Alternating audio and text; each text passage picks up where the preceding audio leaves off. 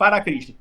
Prandaj ka qenë dhe ky afrimiteti i venetëve, sepse dihet në gjuhën e lashtë venete ka akoma sot në dialektin e vjetër venete ka ngjasim me shumë fjalë shqipe, sepse gjuha lashtë venete ka qenë absolutisht ilirike.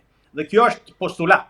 Pra, ilirët fillonin nga Istria dhe gjithandej. Ne kur thojmë që shqiptarët kanë bërë këtë nga i herë me përgjigjen në mënyrë ordinere, por unë e kam respektin që t'ju përgjigjem gjithve.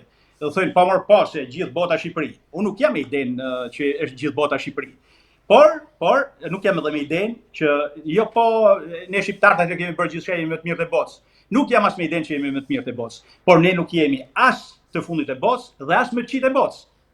Ne kemi qenë jo këto që jemi sot, pasi ajo që thellë ti në fillim, ne nuk duam territor, nuk duam gjëra se na mjaftojnë ato që kemi, ne duam vetëm që historia të shkruhet si duhet. Ashtu siç është. Bravo. Dhe që thjesht për çështje identitare.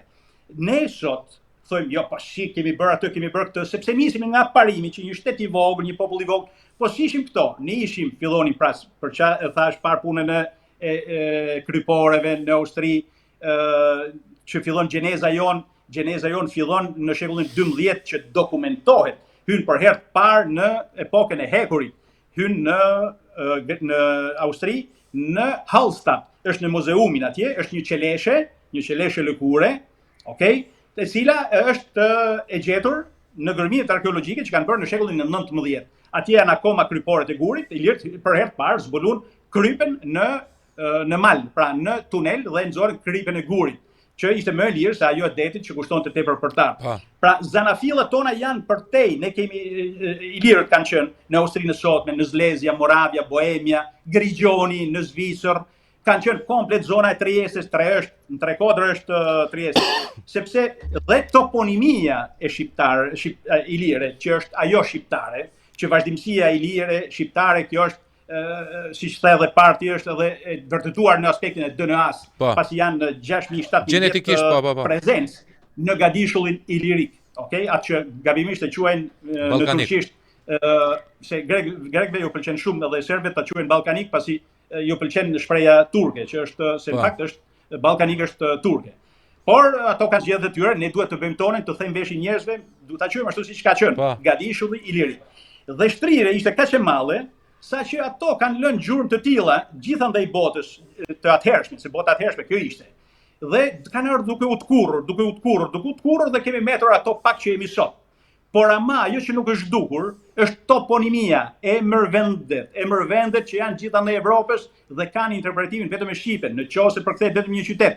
Me gjuhën shqipe të sotme, e thamë dhe parë, është një kazualitet, është një rasi.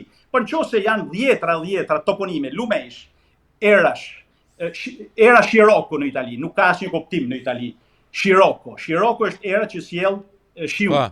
Pra era Z. Po pse ka Scirocco? Shiun Scirocco. Okay? Scirocco, solli, Rocco shiun. Ne në veri dhojmë nga Gegnishta.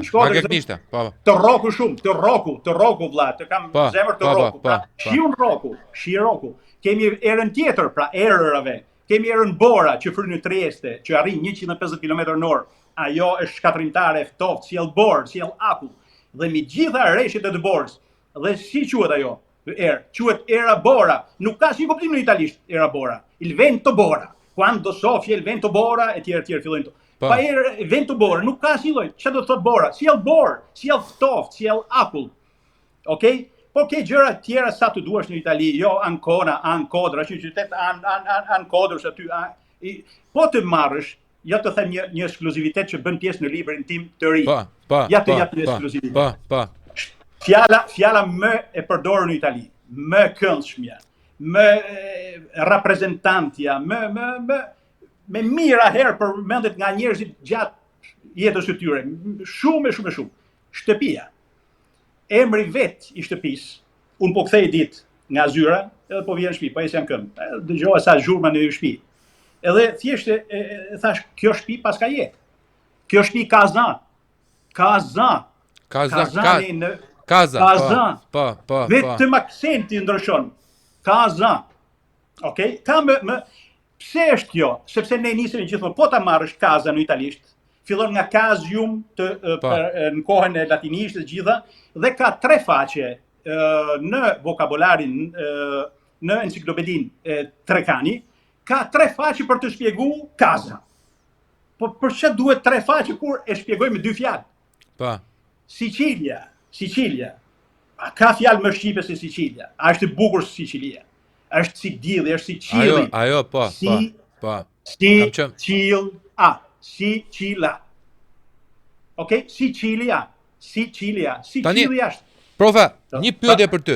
Një pyetje, domethënë unë kam dokumentuar, kam lexuar një pasazh të Eforit, historiani Helen, se unë se quaj grek, se s'kanë ekzistu grek 484 para erës re, kanë qenë Helenët, Dorët, Mirmidonët, Fise Helene, thoshte, në 484 para lindjes Krishtit, mbi gjirin e artës, ka një popullsi e cila vishet ndryshe nga ne, është barbare, pra jo greke, i ka armët ndryshe prej hekuri, sepse Helenët përdorin bronzin, prandaj në luftrat iliriko-greke neve fitonim gjithmonë, sepse shpatat e tyre thyeshin, hekuri e thyen bronzin.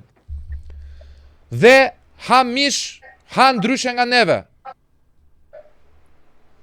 Si e shpjegon ti, kur e gjon një Helen, që e thot mbi gjirin e artës, dhe gjiri e artës është mbi tak, gjiri e artës është në jug të Greqisë.